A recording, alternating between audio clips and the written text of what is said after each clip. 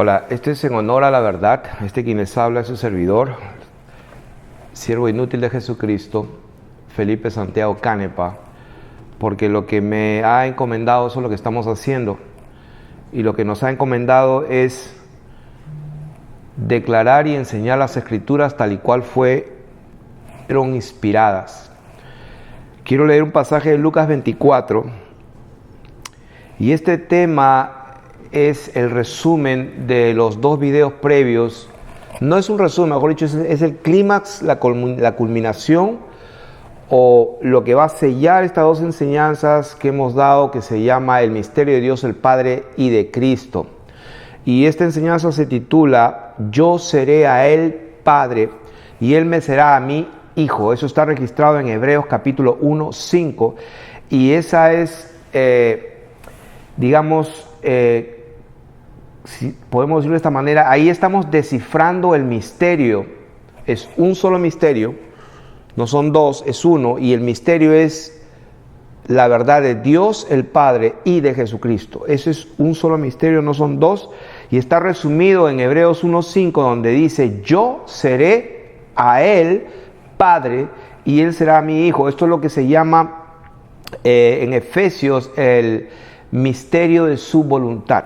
Entonces, en Lucas capítulo 24, el Señor Jesucristo, cuando Él resucita, Él comió delante de sus discípulos, y en el versículo 44 les dijo: estas son las palabras que os hablé, estando aún con vosotros, dice el Señor Jesús, que era necesario, y subrayemos esa palabra, era necesario que se cumpliese todo lo que está escrito de mí.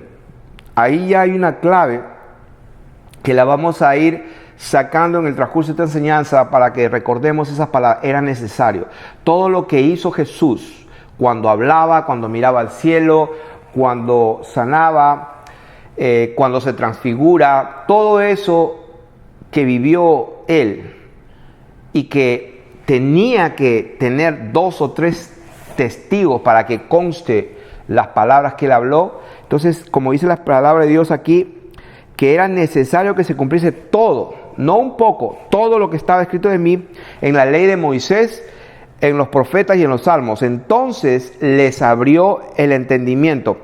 O sea, una vez que les dijo que era necesario que se cumpla todo lo que estaba escrito de Él, recién allí les abre el entendimiento, pero con un propósito. Y el propósito está escrito ahí, dice, para que comprendiesen las Escrituras. Quiere decir que si el mismísimo Señor Jesucristo, porque hemos enseñado muchísimas veces esto, que nadie puede conocer al Hijo sino solamente el Padre, y nadie puede conocer al Padre Dios, al verdadero y único Dios, de quien proceden todas las cosas, sino tan solamente el Hijo, y aquel a quien el Hijo lo quiera revelar. Y aquí estamos viendo que Él les abre el entendimiento con un solo propósito, para que comprendan lo que está escrito. De manera que aquí no estamos enseñando ninguna revelación nueva, de ninguna manera, sino que estamos enseñando con el entendimiento abierto por el Señor Jesucristo para enseñar lo que ya está escrito aquí. Y les dijo otra vez: así está escrito y así fue necesario. Por segunda vez lo dice: así está escrito y así fue necesario que el Cristo padeciese y resucitase de los muertos al tercer día, y que se predicase en su nombre el arrepentimiento y el perdón de pecados en todas las naciones. Y vosotros sois testigos de estas cosas. Entonces, vamos a empezar diciendo que en los videos anteriores estuvimos hablando acerca de la palabra Dexios, como vimos en Apocalipsis 5:1 y 5:7, que esa palabra Dexios es una palabra griega que habla de la diestra de Dios como un símbolo de poder. Es un lugar de honor, un lugar de posición de majestad. Es lo que el profeta Isaías dijo en Isaías 53:1 y Juan 12:38. Señor, ¿quién ha creído en nuestro anuncio y a quién se ha revelado el brazo del Señor? ¿A quién se ha revelado el brazo del Señor? Lo que significa a quién se ha revelado el poder del Señor. El brazo es el poder de Dios. Jesús es el brazo de Jehová. Jesús es el varón de dolores, dice la palabra de Dios en Isaías, experimentado en quebrantos. el que fue menospreciado y no lo estimamos. Jesucristo llevó nuestras enfermedades, sufrió nuestros dolores y nosotros le tuvimos por azotado, por herido de Dios y abatido. Eso es lo que dice la Biblia. Y Jesús dijo que era necesario que se cumpla todo lo que estaba escrito de él. Y para que se cumpla esta palabra de Isaías 53, donde dice que nosotros le tuvimos por azotado, por herido de Dios y abatido, estaba escrito y era necesario que se cumpliese todo lo que estaba escrito de él. Él dijo, por ejemplo, en Lucas 22:37, es necesario que se cumpla de mí todo lo que está escrito, porque lo que está escrito de mí tiene cumplimiento. O sea, Lucas 22:37, el mismo Señor Jesús lo vuelve a decir, que todo lo que está escrito de mí tiene cumplimiento, tiene que cumplirse. Entonces habría que ver qué estaba escrito de él. Todo lo que hizo y dijo Jesús es para cumplir lo que estaba escrito. Él dijo cosas como Dios, por ejemplo, Dios mío, ¿por qué me has desamparado? Dice, Elí, Elí, lama sabactani. O sea, lo dijo porque tenía que darse testimonio de que se cumplían las escrituras. Él dijo en Mateo 26:53 a Pedro, por ejemplo, cuando le cortó la cabeza al siervo del sacerdote Malco, le corta la cabeza a Malco en el verso 53, y el Señor Jesús le dice, ¿acaso piensas que no puedo ahora orar a mi Padre? O sea, ¿qué significa orar a mi Padre? Orar a mi Padre no es nada más ni nada menos que Él entrando en su posición original, revestirse de su gloria, porque recordemos que Él se despoja de su gloria y se hace semejante a los hombres, hecho en la condición de hombre, o sea, en la condición mortal. Fue obediente hasta la muerte y muerte de cruz. Entonces Él le dice a Pedro, mete tu espada. ¿Tú no crees que yo puedo ponerme en mi lugar de honor, en mi lugar de posición, en mi lugar de majestad, y puedo hacer que, dice, vengan 12 legiones de ángeles? Algunos tienen diferentes opiniones, pero para mí que son 72,000 ángeles, donde una legión es 6,000 soldados romanos. Pero dice, el Señor inmediatamente le dice, pero entonces, ¿cómo se cumplirían las escrituras de que es necesario que así se haga? O sea, recordemos, ahí el Señor está declarando, van a capturar al Señor, Pedro saca una espada, le corta la oreja y le dice, quieto, es necesario que se cumpla en mí lo que está escrito. Entonces dice el Señor, entonces, ¿cómo se cumplirían las escrituras de que es necesario que así se haga? Entonces, Él dijo en una ocasión cuando hablaba con el Padre, dice, vino una voz del cielo y lo oyeron la gente. O sea que cuando Él habló con el Padre y la gente lo oyó, el Señor Jesús dijo, esa voz no vino por causa mía, sino por causa de la gente. Él lo declaró. Esa voz vino porque ellos necesitaban escucharla, Él no. Tenía que cumplirse las escrituras de Isaías 53. Jesús dice, Jehová cargó en Él el pecado de todos nosotros. Tenía que cumplirse que Él estuvo afligido. Tenía que decirlo cuando dijo a sus discípulos en Getsemaní, mi alma está turbada y afligida. No, tuvo que decir, tengo sed, porque estaba escrito de Él todo eso. Despojado, fue vaciado, hecho semejante a los hombres y en condición mortal fue obediente hasta la muerte y muerte de cruz. La Escritura decía, por ejemplo, despreciado, abatido, olvidado, desechado, herido de Dios. Para que todas esas palabra se cumpla en Él, entonces Él dijo, Dios mío, ¿por qué me has abandonado? Porque tenía que estar en un récord, tenía que estar grabado, tenía que darse testimonio de que Él era un herido de Dios. Tenía que establecerse que Él ha sido abatido, angustiado, despreciado, dejado solo. Eso tenía que cumplirse de Él. Y entonces Él cuando dijo, Elí, Elí, lama sabactani, entonces el Señor Jesucristo no necesitaba escuchar la voz del cielo. El que necesitaba escuchar era ellos. ¿Por qué?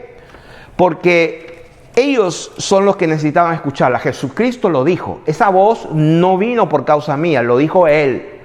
Y si nosotros no nos conformamos a lo que dijo Él, les aseguro que todos nosotros, si no nos conformamos a lo que Él dijo, estamos totalmente fuera de la verdad. Porque hay muchos movimientos, hasta raíces hebreas, y volviendo al hebreo, y está bien, hay que estudiar eso, pero nadie mejor que Saulo en el hebreo y en la Torá, que se la sabía de memoria, pero no conocía a Dios, estaba perdido en el espacio. Lo que quiero decir ahora es que si el Señor Jesús estaba en la tierra, levantaba sus ojos, venía una voz del cielo. Lo que tenemos que entender, si nosotros hoy día tenemos la tecnología que podemos programar nuestro teléfono celular, ¿no es cierto? Para que a tal mes, a tal semana, día, hora y minuto exacto, nosotros podamos sincronizar ese teléfono, esa alarma, ¿no es cierto? Que diga, inclusive con una grabación nuestra, que diga lo que nosotros queremos que diga, para que cuando en el futuro llegue ese momento podamos decir que en 3, 2, 1, y cuando suene va a sonar una alarma que va a decir lo que yo quiero que diga. Si nosotros tenemos esa tecnología hoy, ¿cuánto más Dios? Por eso Jesucristo le dijo a los judíos, cuando estaban discutiendo acerca de doctrina de una mujer que tuvo 7 maridos y los 7 se murieron en viuda 7, y entonces le hacían la pregunta de quién en el reino de los cielos, ahí en el cielo, cuando se muere la resurrección, etcétera, de quién va a ser la mujer, porque tuvo 7. Entonces el Señor Jesús les dijo, ustedes se equivocan y erran porque ignoran, número 1, las Escrituras y número 2, el poder de Dios. Por eso, si nosotros tenemos la tecnología para hacer eso tan simple, ¿cómo Dios no va a poder hacer el estar acá y acá a la misma vez o hablar a la misma vez? O sea, tenemos que someternos un poco como niños. Dios es capaz de hablar a la misma vez audiblemente. Y estoy explicando que hasta nosotros tenemos esa tecnología para hacerlo. ¿Ok? Entonces Dios es todopoderoso y por eso a veces nosotros lo que entendemos de que Dios es todopoderoso, todo lo sabe, todo lo puede y está en todo lugar, eso lo sabemos académica, robótica, intelectual o tradicionalmente, pero no entendemos lo que eso significa. Por ejemplo, en la línea de eternidad, Jesús estuvo 33 años aproximadamente. Eso, en la línea de eternidad, es como un grano de arena en toda la inmensidad de todos los océanos, de todas las playas del mundo, juntándolas, 33 años fue como un grano de arena. Más o menos sería la comparación de lo que estamos hablando, del registro, de la intervención que Jesús hizo en ese tiempo que estuvo caminando con sus discípulos. Y esa voz se escuchó en el cielo para que todos la oigan. Así que quede sentado el testimonio de las Escrituras. Era necesario que eso quede sentado. Es por eso que Él dijo que era necesario que se cumpla todo. Ahora, por ejemplo, cuando Él dijo, nadie sube al cielo, sino el que desciende del cielo, el Hijo del Hombre que está en el cielo. Juan 3:13. Cuando el Señor Jesús dijo eso, la gente no le entendió. No le entendió. Él dijo, nadie subió al cielo, sino el que descendió del cielo, el Hijo del Hombre que está en el cielo. Y muchos han traducido, por ejemplo, las Escrituras y no entienden y han quitado y añadido cosas que no les encaja a su teología. Como por ejemplo, voy a dar un solo ejemplo de que lo que dijo el Señor Jesús es una verdad total. Ignoráis, erráis, se equivocan, se desvían de la verdad porque ignoran dos cosas, las Escrituras y el poder de Dios. Y voy a dar un solo ejemplo porque no quiero entrar en discusión con nadie. Por ejemplo, yo tengo mi Biblia que yo uso. Esta Biblia es la Reina Valera de la versión del 60. Aquí está, Reina Valera del 60. ¿Cierto? El Nuevo Testamento es la Reina Valera del 60. Revisión 1960. Aquí está la Reina Valera. Ahora, ¿qué quiero establecer con esto? Antigua versión Casidó de Reina, revisada por Cipriano de Valera, 602, otras revisiones del 1862, 1909, 1960. Y esta es la que uso, esta es la que estudio, la que memorizo. Pero el Señor nos mandó a leerla, mandó a escudriñarla. Entonces, cuando uno escudriña, el que nos guía a la verdad de la palabra es el Espíritu de Dios, porque el Espíritu de Dios sabe todas las cosas de Dios. Y cuando algo te choca, el Espíritu Santo te va diciendo algo está mal ahí, algo está mal ahí, alguien metió la mano ahí. Y voy a dar un solo ejemplo. Por ejemplo, la famosa coma joánica que apareció en el siglo IV. O sea, estamos hablando de cientos de años atrás, en el siglo IV. Estamos en el año 2017. O sea que estamos hablando que en el año 400 y pico, 500 y pico, apareció la coma joánica o la coma de Juan. ¿Qué significa esto? La coma de Juan está en primera de Juan 5:7. donde en la Reina Valera del 60 dice, porque tres son los que dan testimonio en el cielo, el Padre, el Verbo y el Espíritu Santo, y estos tres son uno.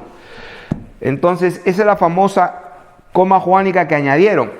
Ese paréntesis que dice, en el cielo, el Padre, el Verbo y el Espíritu Santo, y estos tres son uno, y tres son los que dan testimonio en la tierra, todo eso fue añadido en el siglo IV, y en el 1522, Erasmo de Róterdam, en la tercera edición, la introduce por primera vez, en la tercera edición, pero en la primera edición del Textus Receptus, en el 1516 y 1519, en las dos primeras versiones, él no la puso porque nunca estuvo en los textos antiguos originales.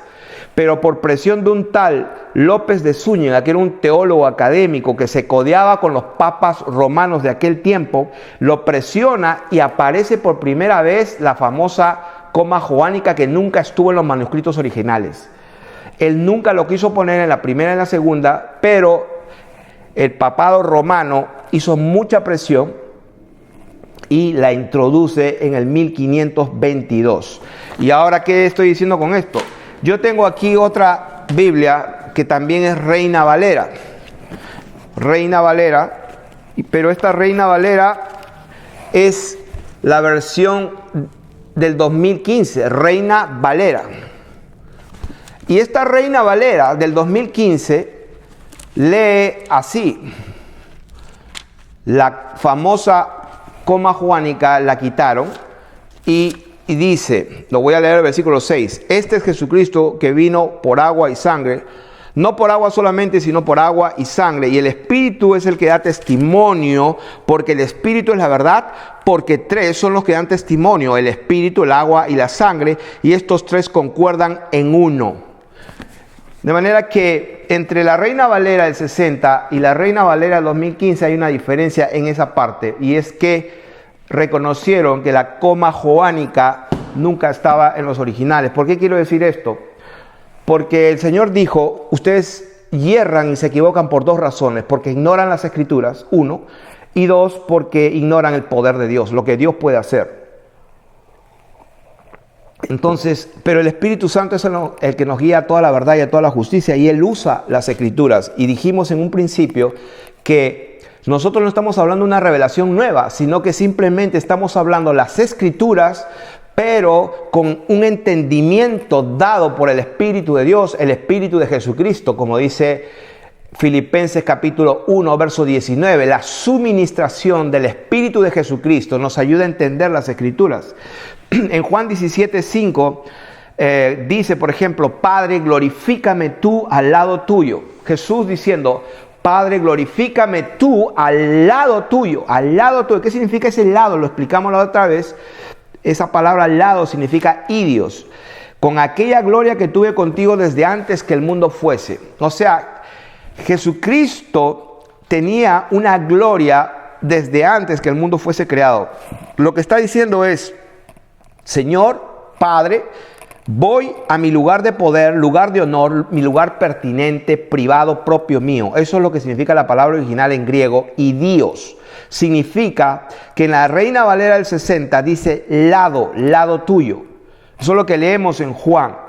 Pero es la palabra idios que significa pertinente tuyo, lugar privado, lugar de honor. Por eso Jesús dijo, desde ahora veréis al Hijo del Hombre sentado a la diestra del poder de Dios. O sea, desde ahora veréis al Hijo del Hombre sentado en el lugar de honor, en el lugar de majestad. Jesucristo se sentó en su gloria. Se fue a colocarse, a revestirse su gloria que siempre tuvo.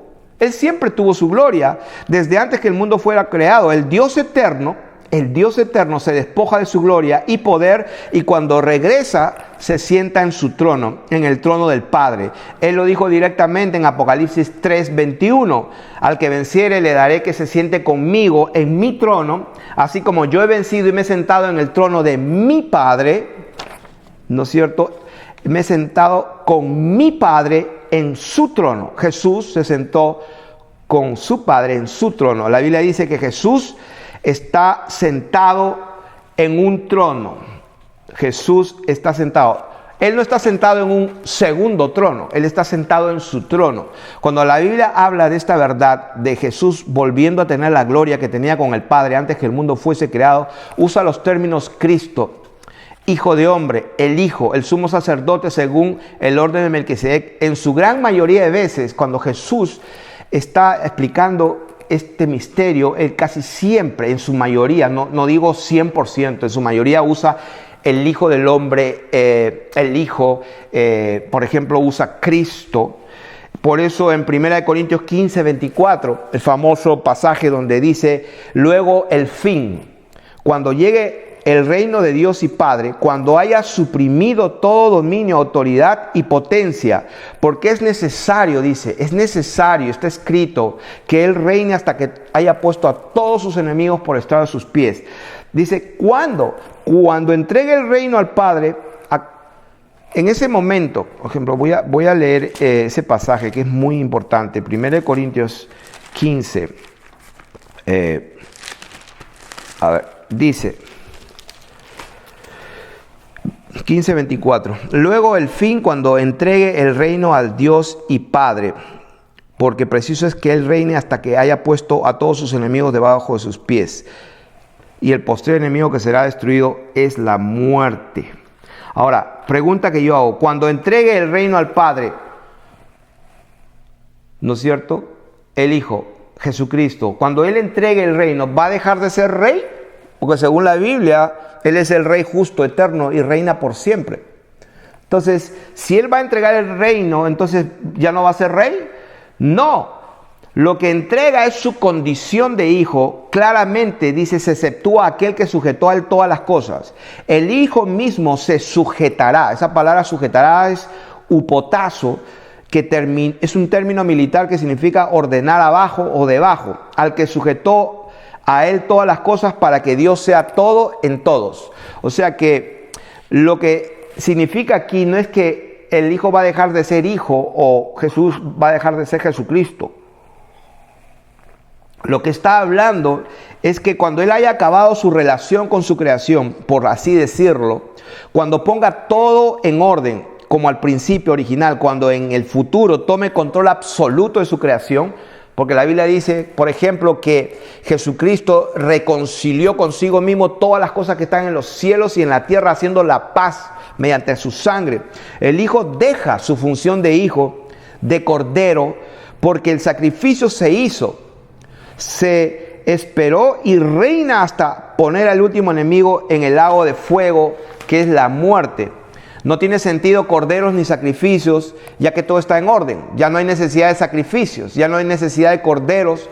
No tiene sentido porque el Señor puso a todos sus enemigos por estrado de sus pies. Ya no hay más rebelión, no hay más muerte, no hay más pecado. Entonces Dios es todo y en todos. El Hijo deja esa función para lo cual fue enviada. Por eso tenemos que tener en cuenta lo que dijimos al principio. Yo seré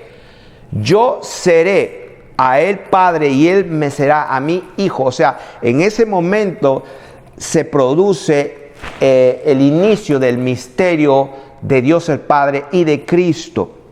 Entonces, cuando el Señor dijo, por ejemplo, el Señor dijo a mi Señor, o en otras palabras, dijo Jehová al Señor, o Jehová dijo a Adonai, dijo Dios a Dios, siéntate a mi diestra hasta que ponga a todos tus enemigos por estrado de tus pies. ¿Qué significa eso?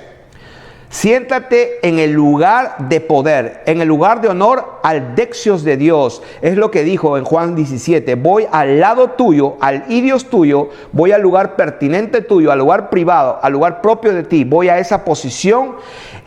Él fue a esa posición y ahora mismo está sentado, está reinando en este momento el Señor Jesucristo. La Biblia dice en Juan 1:1, en el principio era el verbo y el verbo, o sea, esa palabra es logos. El logos era con Dios, no dice que el logos estaba con Dios, no dice que estaba. La palabra de Dios dice que el verbo era, existe. El verbo existe con Dios. Es lo que dice la palabra. En el principio era el verbo era con Dios. El verbo existe con Dios y el verbo era Dios. Pero la gente en su mente lee el verbo estaba con Dios. O sea, inconscientemente leemos que está al costado. Y así no dice la palabra de Dios. La palabra de Dios dice que el verbo era, existe. Por eso Él dice yo soy el que soy. Pero ¿Cómo es tu nombre? Yo soy. Él es un presente perfecto. Entonces la Biblia dice que el verbo se hizo carne.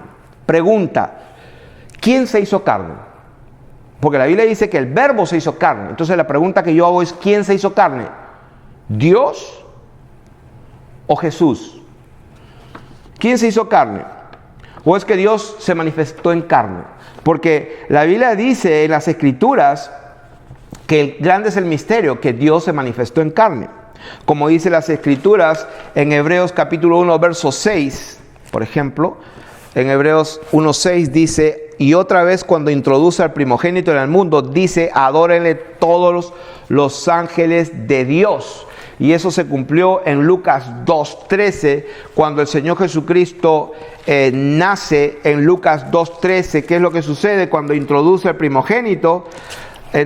Dice al mundo, ahí lo dice, y repentinamente apareció con el ángel una multitud de las huestes celestiales que alababan a Dios y decían gloria a Dios. O sea, cuando un ángel da la gloria a Dios, lo está adorando.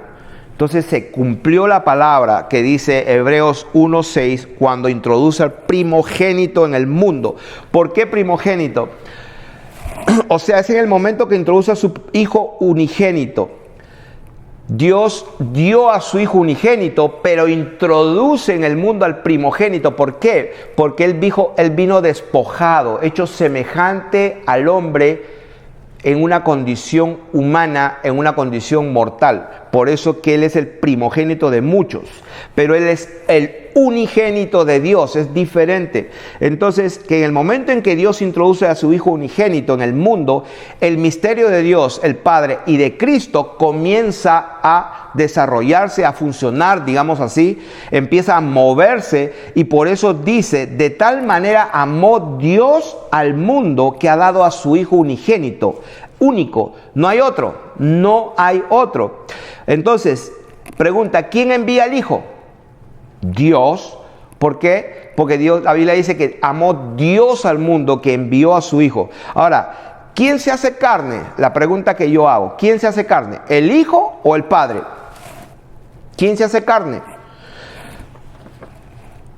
Entonces, se hace carne.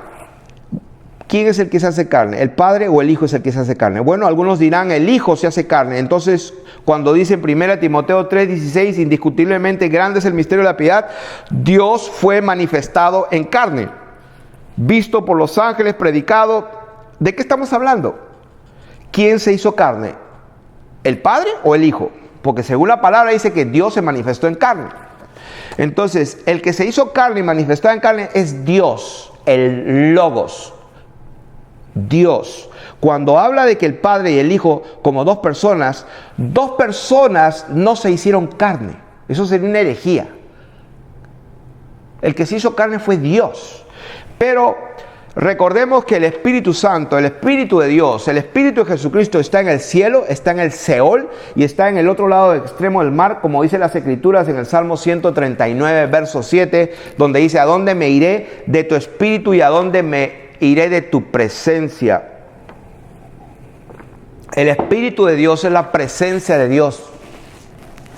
Es lo que dice la palabra. ¿Dónde me iré? ¿A dónde me iré de tu Espíritu y a dónde iré de tu presencia? Si subiera a los cielos, allí estás tú, y si en el Seol hiciere mi estrado, he aquí, allí tú estás. Si tomare las alas del alba y habitar en el extremo del mar, aún allí me guiaré a tu mano y me asirá tu diestra. Estamos hablando de que Dios es Espíritu. Eso es verdad. No es que Dios sea invisible como una nube que no se puede ver, porque Dios mismo tiene su espíritu. Por eso nosotros, al ser creados a la imagen y semejanza de Dios, tenemos un ser total, como dice Tesalonicenses, y todo vuestro ser, espíritu, alma y cuerpo, hemos sido creados conforme a la imagen y semejanza de Dios. Un ser completo. Eso es lo que para Dios mismo sería la divinidad o la deidad. Por eso las Escrituras dicen que en Jesucristo habita corporalmente toda la plenitud de la deidad. Él es la imagen del Dios invisible. Él es la gloria de Dios. Dice 2 Corintios 4:4. La Biblia dice que Satanás cegó el entendimiento de los que no creen. de los incrédulos, para que no les resplandezca la luz del evangelio de la gloria de Cristo, el cual es la imagen de Dios. Porque Dios, que mandó que de las tinieblas resplandeciese la luz, es el que resplandeció en nuestros corazones. El que resplandece es Dios. Lo dice para la iluminación del conocimiento de qué, lo dice ahí, de la gloria de Dios, en el rostro, en el prosopón, en la faz de Jesucristo. Entonces, si nosotros queremos saber, entender, conocer la gloria de Dios, tenemos que ver el rostro de Jesucristo, porque Él es Dios. Por eso que en Apocalipsis la relación, o mejor dicho, la unidad del que está sentado en el trono, las Escrituras declaran de esta manera: al que está sentado en el trono y al Cordero. Al que está sentado en el trono y al Cordero. Muchas veces lo dice así en Apocalipsis: al que está sentado en el trono y al Cordero. ¿Por qué lo dice de esta manera?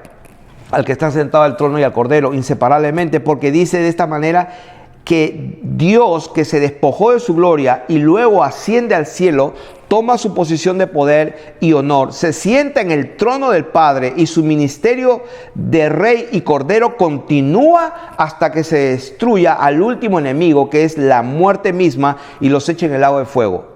Por eso, cuando empieza a entrar en escena en su ministerio, el diablo vino a probarle: si eres hijo de Dios, di que estas piedras se conviertan en pan. Jesús le responde, pero como Dios despojado, como Dios semejante al hombre. Le tiene que responder y le dice: no, el hombre no vivirá solamente de pan. El hombre no vivirá solamente de pan. Entonces, no es casualidad que el Señor Jesús escogió ese término. Ahora, el diablo lo siguió probando y le dijo: vuela, tírate, porque está escrito que Dios va a mandar a sus ángeles que te guarden. Entonces, cuando él ya mete a Dios, entonces le dice: no tentarás al Señor tu Dios. Entonces, lo que Satanás hizo, lo hizo porque él realmente no sabía que ese era el misterio. Él estaba probándolo, y cuando lo probó se dio cuenta que él era. Y cuando se dio cuenta, después todos los demonios lo sabían, y cuando lo veían al Señor Jesús gritaban diciendo: ¿por qué has venido antes de tiempo para atormentarnos? Ok, entonces Jesús también le respondió: no tentarás al Señor tu Dios, porque le dijo que Dios iba a enviar sus ángeles a cuidarlos si él se tiraba al vacío. Cuando Pedro, o mejor dicho, Simón, el hijo del pescador Jonás, o sea, el ser humano común y simple, podríamos decirlo así, recibe la revelación de que él es el Cristo, Christos en griego, ungido, Mesías.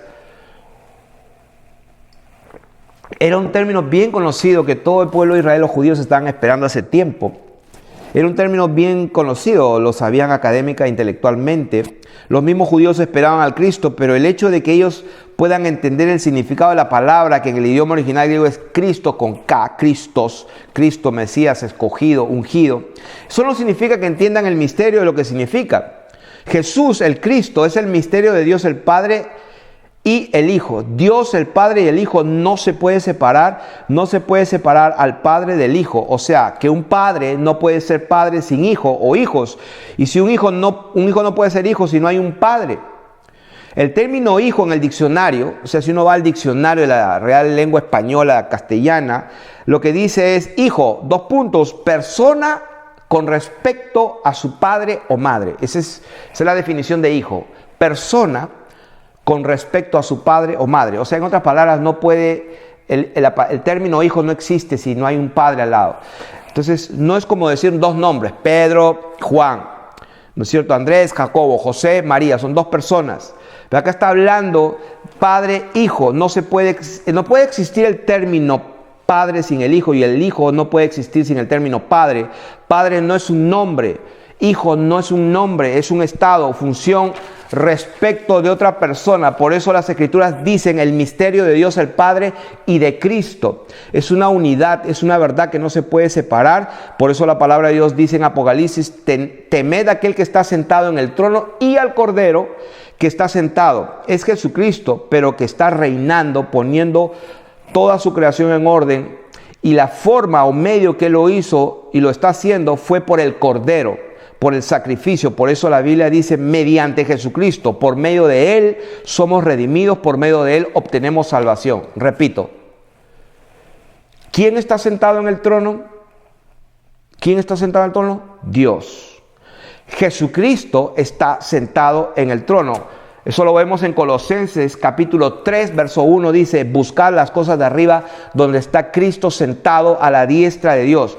Lo dice Colosenses 3, 1, buscad las cosas de arriba donde está Cristo sentado. ¿Quién está sentado? Jesucristo. ¿Quién está sentado en el trono? Dios. Las Escrituras dicen en Juan 13:3, sabiendo Jesús que el Padre le había dado todas las cosas en las manos y que había salido de Dios, o sea, él sabía que había salido de Dios y a Dios iba, Jesús mismo lo declaró con sus labios y deberíamos conformarnos a las palabras del Señor Jesucristo. Sus sanas palabras en Juan capítulo 16, del verso 26 al 28, dice la palabra, en aquel día pediréis en mi nombre. Y no os digo que yo rogaré al Padre. ¿En qué día? En el día que ya no iba a estar con sus discípulos, porque estaba hablando del Consolador, del Paracleto, que no los iba a dejar huérfanos. En aquel día pediréis en mi nombre, en el nombre de Él, en el nombre de Jesús. Y no os digo, dice, que yo rogaré al Padre por vosotros. ¿Cómo es eso? Ya no va a rogar al Padre. Se supone que Jesús es nuestro abogado, que Él intercede por nosotros. Y acá dice, en ese día no... Les digo que yo no voy a rogar más al Padre por ustedes. Pues, y dice la respuesta, pues el Padre mismo os ama. ¿Qué significa esto? Este es el misterio. El Hijo sube a su posición de gloria y se convierte en el Dios bendito y poderoso que reina por los siglos de los siglos. Se convierte en el juez. Entonces dice, porque vosotros me habéis amado y habéis creído que yo salí de Dios. O sea, en ese contexto se lo revela. Ustedes me han amado y han creído que yo salí de Dios, salí del Padre, lo dice más claro todavía. O sea, salí de Dios, salí del Padre. Al salir de Dios, se convierte en el Hijo de Dios. Entonces, por eso dice, salí del Padre y he venido al mundo. Otra vez, dejo el mundo y voy al Padre. El Señor Jesucristo ha vencido y se ha sentado glorificadamente en el trono de su Padre.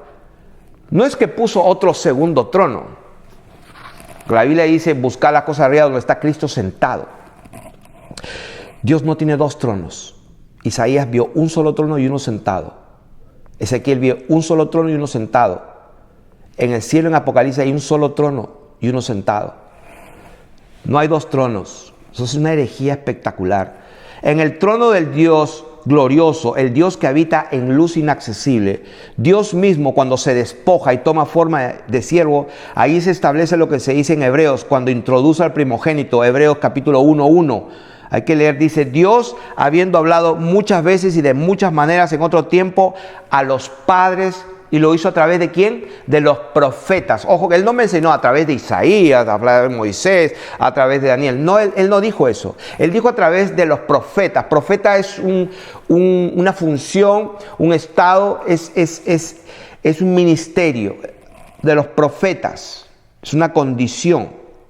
Entonces, Dios, dice la Biblia, habiendo hablado muchas veces y de muchas maneras en otro tiempo a los padres por los profetas, no menciona nombres, en estos tiempos nos ha hablado, no dice por Jesús de Nazaret, sino dice por el Hijo. Antes nos habló por los profetas, ahora nos habla por el Hijo, no dice por Jesús de Nazaret. Entonces, alguno dirá, sí, pero Él es el mismo. O sea, que Dios tenga misericordia y nos dé entendimiento para comprender las Escrituras, porque la palabra no se puede contradecir. Hay un solo Dios verdadero. Dios, el Padre, del cual provienen todas las cosas, y un solo Señor Jesucristo. Ese es el misterio. Pues un misterio. Pero el misterio ese misterio es el Padre y el Hijo. No se puede separar. Entonces, ahora, eso es lo que estamos hablando. La relación padre e hijo es una verdad que no se puede desligar. Por eso que es el misterio de Dios, el Padre y de Jesucristo. Juntos, no se puede separar, lo dije, en dos. No es el misterio del Padre y el misterio del Hijo Jesucristo. No, así no dice. Por eso, porque no es lo mismo. No es lo mismo bautizarlos en el nombre del Padre, en el nombre del Hijo y en el nombre del Espíritu Santo. Así no dice las Escrituras. Que no hay que añadir ni quitar lo que está escrito. Lo que dice las Escrituras es bautizarlos en el nombre del Padre y del Hijo y del Espíritu Santo. Eso es lo que dice la palabra, un nombre, no dice en los nombres. Jesús mismo con sus sanas palabras dijo en Juan 17:6 y Juan 17:25 y 26 que Él manifestó el nombre del Padre a los discípulos, les dio a conocer y les dio a conocer el nombre del Padre. Eso está escrito y nadie lo puede quitar. Por eso en Hebreos capítulo 1 dice las Escrituras: el Hijo es la imagen misma de su sustancia y quien sustenta todas las cosas con la palabra de su poder, habiendo efectuado la purificación de nuestros pecados por medio de sí mismo. Se sentó a la diestra de la majestad en las alturas, se sentó en el dexios de la majestad. Ya dijimos, dexios es el poder, lugar de autoridad, el puesto de honor. Se sentó en el lugar de honor, de poder, de la majestad. Se revistió de la gloria. Él se reviste de la gloria que en algún momento la dejó para que se cumpliera lo que estaba escrito de él, lo que dijimos hace momentos. Era necesario que se cumpliese y para que se cumpliese tenía que pasar todas esas cosas. Hecho tanto superior a los ángeles cuanto heredó más excelente nombre que ellos. Por eso que los testigos de Jehová, entre comillas, que comparan a los ángeles, dicen que es inferior. Hasta he escuchado unas barbaridades que dicen que es el hermano de Satanás, porque se basa en el versículo 5 que dice: porque a cuál de los ángeles dijo Dios jamás, mi hijo eres tú, yo te engendré hoy. Entonces ellos dicen, ahí está, Jesús fue engendrado, entonces no puede ser Dios. ¿No es cierto? Otro pasaje de la Biblia que usan es en Colosenses 1:15, cuando dicen Él es el primogénito de toda creación. Ellos dicen, entonces si Él es el principio, el primero que fue creado, entonces si Él tiene un principio, dicen ellos, entonces no puede ser Dios. Estas personas ignoran voluntariamente las Escrituras y el poder de Dios. La palabra original griega que se traduce primogénito en Colosenses 1:15 es prototokos, que tiene dos raíces: protos, que significa primero, y ticto, que significa engendrar. Lo que quiere decir, cuando analizamos exegéticamente, lo que quiere decir es el primero en engendrar de toda la creación. O sea, lo que significa realmente, Él es el primogénito de toda creación en Reina Valera, lo que significa realmente que Él es el primero en empezar a crear todo. Eso es lo que significa. Entonces, cuando en Hebreos capítulo 1, verso 5, hablando del Padre y del Hijo, está hablando de la relación, de la condición, de la función o estado. Por eso dice, mi hijo eres tú, yo te engendro hoy. O sea, los testigos que han oído el cantar el gallo, pero no saben dónde, como dice mi papá, como decía mi papá terrenal, han oído cantar el gallo, pero no saben dónde, porque no podemos quitar la palabra de Dios. La palabra de Dios dice lo que dice, mi hijo eres tú, yo te engendro hoy. O sea, que si alguien es engendrado hoy, entonces tiene un inicio. Es correcto, sí. Pero lo que no entendemos es que cuando Dios se despoja a sí mismo y toma la forma de siervo semejante a los hombres, y otra vez cuando dice, yo seré a él padre y él me será mi hijo, como vemos ahí, va a empezar en ese momento la función padre y él me será mi hijo. O sea, quiere decir que hubo un momento en que se inicia la relación. Cuando él dice, yo seré a él padre, o sea, porque dice, yo soy el Padre. No, dice, yo seré a él Padre. Y él me será mi hijo. En ese momento se establece esa función, esa relación, el misterio de Dios el Padre y de Cristo, que es uno solo. Es un solo misterio.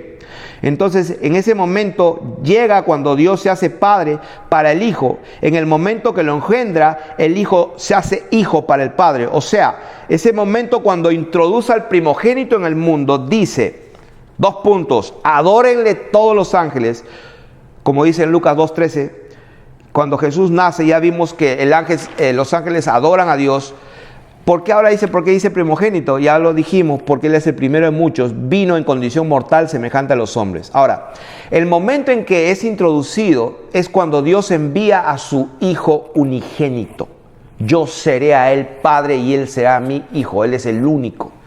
En ese momento se establece, mi hijo eres tú, yo te engendro hoy. Yo seré el Padre y él me será mi hijo. ¿En qué momento engendra Dios a Dios, si podemos decirlo de esa manera? En el momento en que se establece la relación o condición padre-hijo. ¿Y cuál es ese momento? Haría la pregunta. El momento en que Dios se manifiesta como carne. en ese momento. O mejor dicho, en el momento que se despoja o se vacía a sí mismo, hecho semejante a los hombres. Por eso dice, no estimó el ser igual a Dios.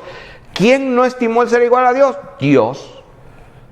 Entonces, ciertamente los ángeles dice, son espíritus, mas del Hijo dice, como dice la palabra de Dios, en el versículo 8, mas del Hijo dice, tu trono, oh Dios, por el siglo del siglo, cetro de equidad es el cetro de tu reino, has amado la justicia y aborrecido la maldad, por lo cual te ungió Dios, el Dios tuyo. ¿Cómo es eso? ¿Dios tiene un Dios? Que alguien me conteste, los teólogos. O sea que Dios le dice al Hijo, tu trono, Dios, no es que hayan dos dioses, sino que cuando Dios se despoja, en ese momento esa relación, ese misterio, el misterio de Dios el Padre y de Cristo, no se puede separar, como dije, es un solo misterio, no dos. Por eso cuando la palabra de Dios dice en Hebreos 1:10, y tú, oh Dios, en el principio fundaste la tierra, y los cielos son obra de tus manos, Él fundó y cimentó la tierra. El que fundó y cimentó la tierra era el Señor Jesucristo, Dios, antes de despojarse. Por eso dijo, no estimó el ser igual a Dios. Ahora, en el principio, Dios, antes de despojarse, antes de entrar en esa relación consigo mismo, dice, yo seré a él padre y él me será mi hijo. Es lo que dice Gálatas capítulo 1, versos 3 y 4, que dice, gracia y paz sean a vosotros de Dios, el Padre, y de nuestro Señor Jesucristo, el cual se dio a sí mismo por nuestros pecados. O sea, bueno, yo pensé que Dios había dado a su Hijo, porque la Biblia dice que Dios dio a su Hijo. Ok, sí, cuando el Padre da a su Hijo, se entrega a sí mismo. Y para establecer esta verdad voy a dar un segundo testimonio en Gálatas 2:20. Con Cristo estoy juntamente crucificado. No dice con Jesús estoy crucificado, dice con Cristo, con el Hijo. Dice, estoy juntamente crucificado. Dice, y no vivo yo, mas vive Cristo en mí. No dice Jesucristo, dice Cristo vive en mí. Y ya no vivo yo más, sino Cristo vive en mí. Y lo que ahora vivo en la carne, lo vivo en la fe del Hijo de Dios, el cual, o sea, en la fe del Hijo de Dios, el cual, ¿quién? Dios. Alguien dirá, no, es Jesús. No, dice, en la fe del Hijo de Dios, el cual Dios me amó. O sea, ¿quién me amó? Según la palabra de Dios, no mi palabra, según la palabra de Dios dice, porque de tal manera amó Dios al mundo. Que no me inventen cosas, los que me están escuchando. No me inventen cosas. El que amó Dios, Dios es el que amó al mundo. Ahora, ¿quién entonces se entregó? Dios se entrega a sí mismo. Ese es el misterio que se había propuesto en sí mismo, de acuerdo a Efesios 1:9. Es el misterio de su voluntad, lo que en el griego significa selema. O sea, es el misterio de su determinación, de su elección, de su alternativa. El misterio de su voluntad es el misterio de su propósito. Si alguien es engendrado, es porque tuvo un inicio. Ese es el misterio de su voluntad. El momento en que se establece relación. Yo seré a él padre y él me será a mí hijo. Empecemos una relación. Esa es la relación consigo mismo. Ese es el misterio que se había propuesto en sí mismo. Entonces, allí nace la relación consigo mismo, el misterio de Dios el Padre y de Cristo. Entonces el inicio no es el inicio de Dios, sino el inicio del misterio de Dios el Padre y de Cristo. No se puede separar. Por eso Pablo, el apóstol elegido por Dios, al cual Jesús mismo se le aparece y le revela el misterio, porque lo dijo él, Efesios 6:19, dice, en todas sus epístolas saluda invariablemente, y esto quiero ponerlo en claro, no puedo enseñar algo que no entienda, que no se me ha sido revelado o dado en el entendimiento de las Escrituras, o que no lo pueda probar por las Escrituras. Yo tuve que ir muchas veces antes de declarar esta verdad. En las 13 epístolas, 13, no digo 14 porque No voy a discutir con los que dicen que Hebreos también lo escribió Pablo. Si eso es lo que ellos creen, yo también, pero no lo puedo enseñar porque no puedo demostrar por las escrituras que Pablo escribió Hebreos, simplemente. Entonces yo me limito a lo que está escrito por la misma palabra. En las 13 epístolas del apóstol Pablo, que las tengo acá y las repasé una y otra vez, en todas. En las 13, voy a leer unas cuantas nada más. En las 13, 100% de las veces, no 99.9. 100% de las veces, el Padre, Dios el Padre y Jesucristo están juntos. Porque no se puede separar, es una unidad. El misterio es uno y es una unidad. Por ejemplo, dice, en todas sus 3 epístolas saluda invariablemente, gracia y paz de Dios nuestro Padre y del Señor Jesucristo. No se puede separar eso. El Dios y Padre y nuestro no se puede separar. El 100% lo dice. Y aquí está, lo pueden leer. Romanos 1:7. Gracia y paz de Dios nuestro Padre y del Señor Jesucristo. 1 Corintios 1:3. Gracia y paz de Dios nuestro Padre y del Señor Jesucristo. 2 Corintios 1:2. Gracia y paz a vosotros de Dios nuestro Padre y del Señor Jesucristo. Gálatas 1:3. Gracia y paz de Dios Padre de nuestro Señor Jesucristo. Efesios 1:2. Gracia y paz a vosotros de Dios nuestro Padre y del Señor Jesucristo. Filipenses 1:2. Gracia y paz a vosotros de Dios nuestro Padre y del Señor Jesucristo. Etcétera, etcétera. Sus 13 cartas, 100%. Él nunca separa al Dios y Padre de Jesucristo. ¿Saben por qué? Porque ese es el misterio, es una unidad. Yo seré el Padre y Él me será mi Hijo. No se puede separar. No se puede separar. Por eso que el término Padre no existe sin el Hijo, como dije. Y el Hijo no existe sin el Padre. Eso es lo que fue engendrado. Lo que fue engendrado es eso. Lo que se introduce al mundo es eso. El misterio escondido. El Hijo no puede ser Hijo si no tuvo un Padre. Y el Padre no puede ser Padre sin Hijo. Cuando Pedro tuvo esa revelación de Dios, Jesús se lo dijo de esta manera: Simón, hijo de Jonás, que no te lo reveló carne ni sangre, sino mi Padre que está en los cielos. Mi Padre que está en su lugar de arriba. No natural, arriba de la tierra. Por eso Jesús alzaba sus ojos al Padre. Él sabía lo que decía. Él sabía quién era. Jesús, el Hijo del Hombre que está en el cielo. Juan 3:13. Cuando Pedro dijo, tú eres el Cristo, el Hijo del Dios viviente, no se refiere a la posibilidad de que Dios pueda tener hijos. Como por ejemplo en Job capítulo 1 y 2, vemos ahí que las escrituras declaran que una vez en el cielo vinieron los hijos de Dios, entre los cuales vino también Satanás. Alguien puede decir, no, Dios es el Dios creador, es el Padre creador. O el Padre porque de Él salieron las cosas. Bueno,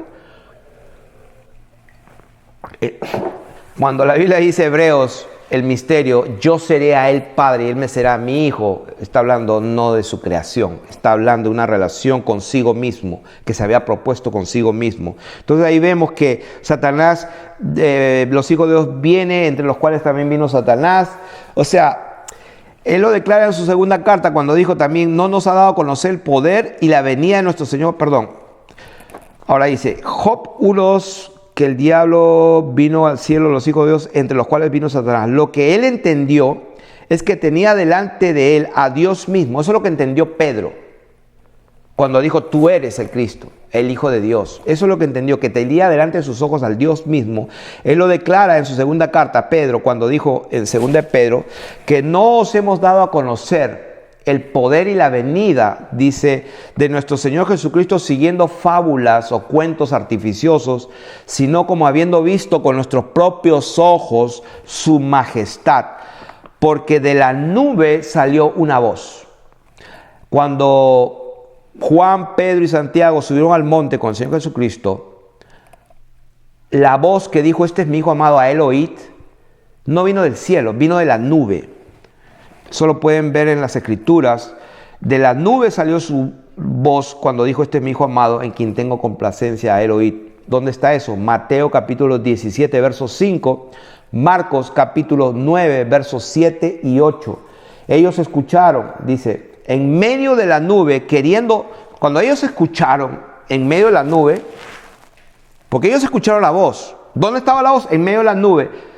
Lógicamente, cuando al escuchar la voz en la nube, ellos miraron, dice en el versículo 8 de Marcos 9, dice, y luego miraron, o sea, escucharon y luego miraron, mas a nadie vieron consigo, no había nadie hablando con él. Lógicamente, ellos querían ver al Padre.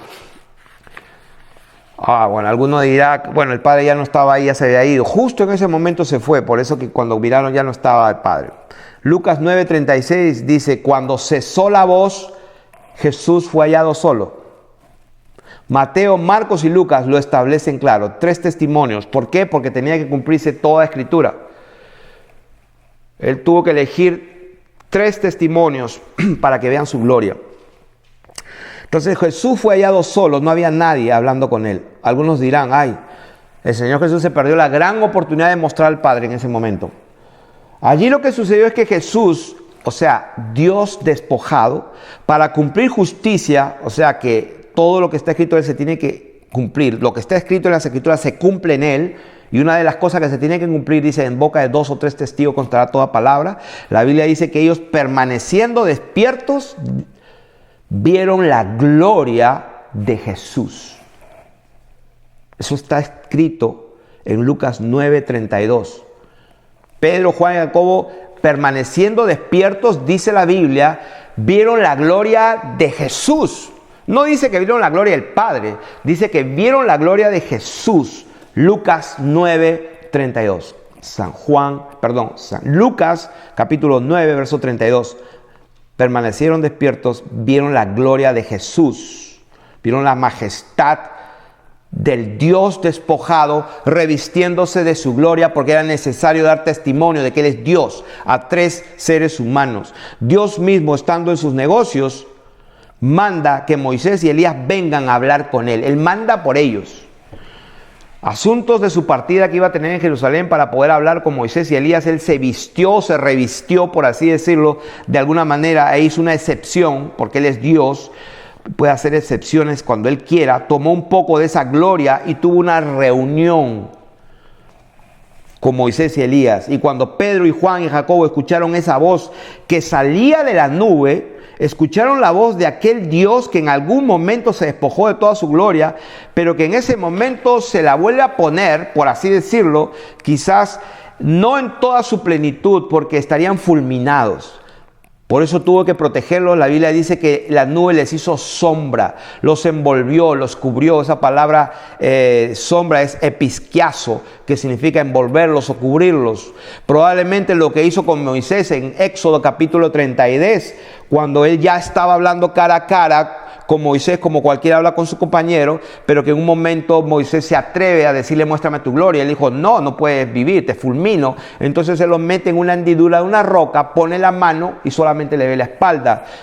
La voz no vino del cielo, vino de la nube. ¿Por qué? Porque el Hijo de Dios estaba allí, Dios mismo estaba allí. Dios, para ser consecuente con su palabra, porque Él dijo que el que peca morirá. Este es un ejemplo. Dios, para ser consecuente con su palabra, porque Él dijo, por ejemplo, el que peca morirá, vino nacido de mujer y bajo la ley más estricta que podía existir, la ley de Moisés, y en esa condición y bajo esos términos fue obediente y nunca pecó. Pero Él permitió que lo mataran públicamente e injustamente, y luego así, por así decirlo, Dios tenía que hacer justicia. Porque lo que dice Dios se cumple. El que peca muere. El que guarda la palabra vive para siempre. Jesús nunca pecó. Y entonces lo resucita para justificarlo entre los muertos. Y entonces ahora el Hijo puede subir, revestirse de su gloria, heredar un nombre sobre todo nombre, que es el bendito nombre de Jesús. Ahora podemos entender por qué cuando Jesús estaba caminando sobre la tierra le dijo a sus discípulos que todo lo que pidieres al Padre en mi nombre, yo lo voy a hacer. Yo lo haré. Repito, esto es muy importante. Vamos a entender ahora por qué cuando Jesús estaba caminando con sus discípulos, estaba allí tocando, los vieron, porque el apóstol dijo, nosotros lo tocante, porque lo vimos, lo tocamos, lo palpamos, nuestros propios ojos, tocante al verbo de vida, porque la vida se manifestó. y lo vimos, la gloria del unigénito. O sea, está hablando de que esto comieron y bebieron con Él. En ese momento que estaban comiendo y bebiendo, caminando y tocándolo, Él dijo en Juan 14, 13 y 14, todo lo que pidan al Padre en mi nombre, en el nombre de Jesús, en mi nombre, yo lo voy a hacer. No el Padre, yo. No el Padre, yo lo voy a hacer. Yo estoy con ustedes. Yo lo voy a hacer. Y luego en el capítulo 16 de Juan, en el capítulo 16, 2 capítulos después, les dijo, en aquel día, cuando les dijo, ya no los voy a dejar huérfanos, yo vendré, no se preocupen, no se turben. Cuando ya no esté con ustedes, cuando yo esté en el cielo, cuando yo me siente en mi gloria, ese día pedirán al Padre en mi nombre. O sea, el factor común es pedirán en ese día igual al Padre en mi nombre. No cambió nada.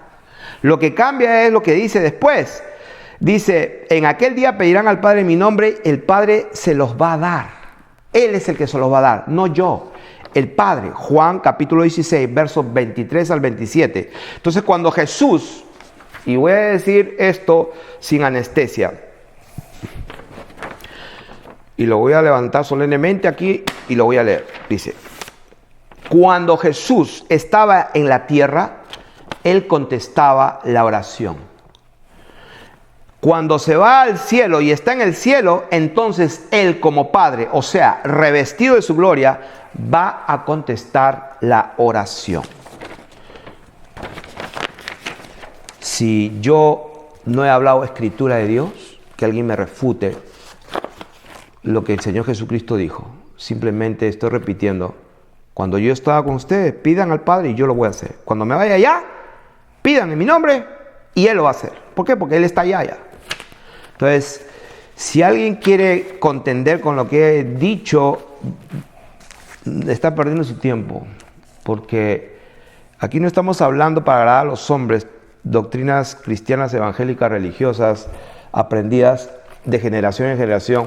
Hasta ahora mucha gente cree, por ejemplo, que le pusieron el nombre de Isaac al hijo de Abraham, risa.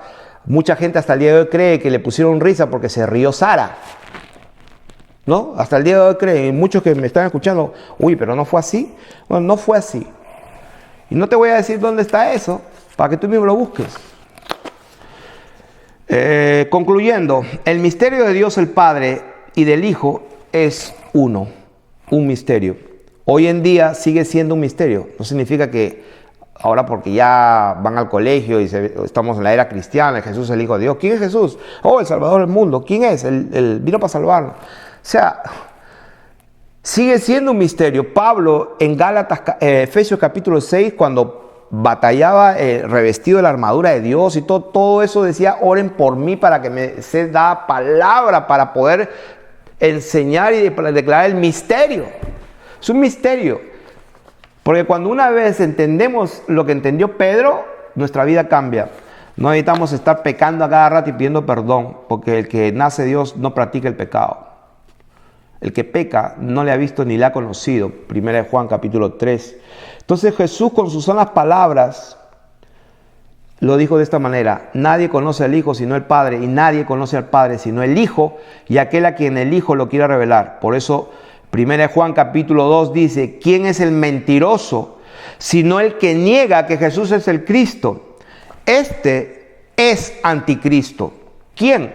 El que niega al Padre y al Hijo. O sea, el que niega la unidad, eso. Lo que dijimos, el 100% del saludo de Pablo en sus 3 epístolas, él no puede separar al Padre y al Hijo, es una unidad. 100%. Por eso dice, ¿quién es anticristo? El que niega al Padre y al Hijo. No que el que niega al Padre y también el que niega al Hijo. No, el anticristo, el espíritu anticristo es el que niega al Padre y al Hijo, a la unidad, al misterio. Entonces por eso dice allí en 1 Juan capítulo 2, este es anticristo, el que niega al Padre y al Hijo, juntos, inseparables, en unidad. Todo el que niega al Hijo. Alguien me escribió y me dijo, todo el que niega al Padre. No, así no dice la Biblia. No dice que todo aquel que niega al Padre, así no dice. Dice todo el que niega al Hijo, tampoco tiene al Padre. Todo el que confiesa al Hijo, primero tiene también al Padre.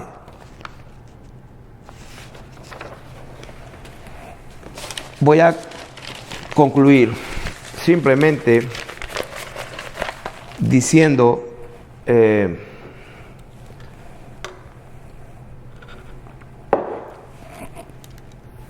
yo quería hacer esta enseñanza de este entendimiento que por la misericordia de Dios Él me ha dado de la Escritura. No es nada nuevo, es simplemente entendimiento de Él, de esta su palabra. Lo quería hacer en audio porque no quería que mi vaso, mis gestos, mi tono de voz ofenda a algunos. Pero al final decidí hacerlo así y me comunico a todas aquellas ovejas del Señor Jesucristo. A ellos les hablo. Mis ovejas oyen mi voz y me siguen, dijo el Señor Jesucristo. Uno es vuestro maestro y uno es vuestro Señor, que es el Señor Jesucristo. Él tiene una sola iglesia. Alguien me preguntó, ¿de qué iglesia es? ¿De qué iglesia es? Yo le respondí, de la única. O sea que estamos tan acostumbrados a seguir paradigmas y conceptos tan equivocados. Por eso Pablo dijo que las armas de nuestra milicia no son carnales, sino poderosas para la destrucción de fortalezas. ¡Wow! Alguien se imaginaba unos demonios con cacho y dragones y todo. No. Las armas poderosas para destruir fortalezas no se trata de cachos y colas de Satanás. Lo que se trata son de doctrinas, enseñanzas, conceptos, paradigmas, imaginaciones.